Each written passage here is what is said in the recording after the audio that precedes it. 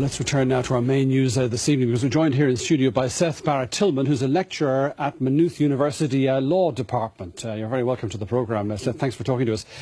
You're a lawyer, so I'm sure you've been following this controversy in relation to Sally Yates fairly closely over the last 24 hours or so. Do you think she was right if, as a lawyer, she came to the conclusion that the legality of the immigration ban couldn't be stood over? Was she right to say she couldn't defend it? Well, it was fair for her not to defend it. It was also equally fair for the president to let her go. Her statement was extraordinary. Her statement was that she wasn't convinced that it was legal. That's never been the standard. It's not the president's job to convince his subordinates that policy is legal. It's their job to convince him it isn't. And it doesn't look like she gave the president any fully fleshed out memo explaining what the difficulty of the executive order was. Her memo says that it's a responsibility to ensure that the position of the Department of Justice is not only legally defensible, but it's informed by our best view of what the law is after consideration of all the facts. She seems to have considered all the facts and said, I can't stand over this ban. Well, she should give us a memo explaining what facts she considered and why she thought it was illegal. Simply stating in a conclusory fashion that I've done a good job and you should all listen to me isn't particularly helpful, and it's not the way lawyers usually work. The point is that she's a holdover appointee from the exiting Obama administration. She wasn't appointed by this president. She was there temporarily until the new AG came in. She is not a confirmed appointee. She's an acting AG. And in fact, this happens all the time. As a matter of fact, under Clinton, one of his first moves in 1993 when he came into office was to fire every one of 93 U.S. attorneys. Right. So this isn't anything new.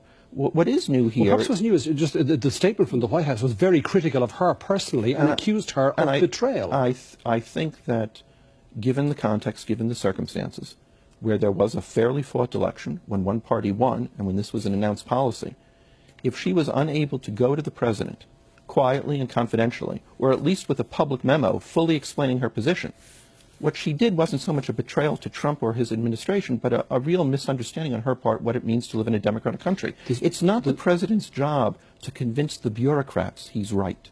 He makes policy. He's not supposed to have to take advice from them. Well, among those who also aren't convinced are 17 attorneys general from states across the United States who, in a joint statement, say that this move is unconstitutional and unlawful, and they're confident it will eventually be struck down by the United States Supreme Court. Well, that depends whether the president gets his next appointee on the Supreme Court, doesn't it? Presumably it depends on the merits of the case. No, presumably it depends upon who's on the Supreme Court. What I would say is I'd be very interested in knowing if any of those 17 state attorney generals are Republicans or supported Trump, as opposed to 17 attorney generals who supported Hillary Clinton. It doesn't say much that people divide by party in the United States. They always do. But what does this tell us about the temperament of Donald Trump as president? Because this seems to be, the ban seems to have been brought in with very little consultation. A number, it's suggested, of senior figures in the administration were left in the dark until the very last moment. And this is, a president of the United States, as we all know, is someone who has to work with others. There are checks and balances in the system. And Donald Trump, so far, it seems, isn't able to operate those checks and balances. Well, no, I don't think so. I think what Donald Trump is doing is he's carrying out the policies he promised and was elected to do. And what people really mean by temperament is they don't give up what they promised the electorate they do, what they promised the electorate they would do. People seem to mean by temperament doing what the last guy has done. The reason Hillary Clinton didn't win is because people didn't want a continuation of Obama's policies. They wanted something new. And Trump is giving them what he promised them. As far as whether it's legal or not, I'm sure that will eventually be tested by the courts. Certainly, nothing in Yates's announcement is anything the courts will look at and be able to rely on, because we don't have any fully fleshed out memo explaining what the difficulty of the order was. This was a ban which seems to have been brought in and caused a great deal of confusion. It wasn't clear whether people who had dual citizenship, for example, would be affected. It wasn't at all clear whether people who held a green card, who were legally entitled to be resident of the United States, could return to the country. And the Department of Homeland Security is saying now there was something in excess of 700 people held up and questioned at US points of entry over the weekend as a result of this. Does 700 sound like a lot of people to you in a country of over 300 million? Well, if you're one of those 700 and you're trying to get back to your family in the United States... Then you don't have to say 700. You could just say one. Anyone who the new policy impinges on is going to feel bad about it. That's certainly true. The question is can the president put a new set of policies into operation and expect no one to feel the bite? Someone's going to have to feel the bite when new policies are put in. Could it have been done differently and better? I'm sure it could have. I'm sure that's true for every policy, but there's nothing really new about this. The 7 countries that were named by the president were all named in statutes from 2015, the visa statute, and 2016, the omnibus statute.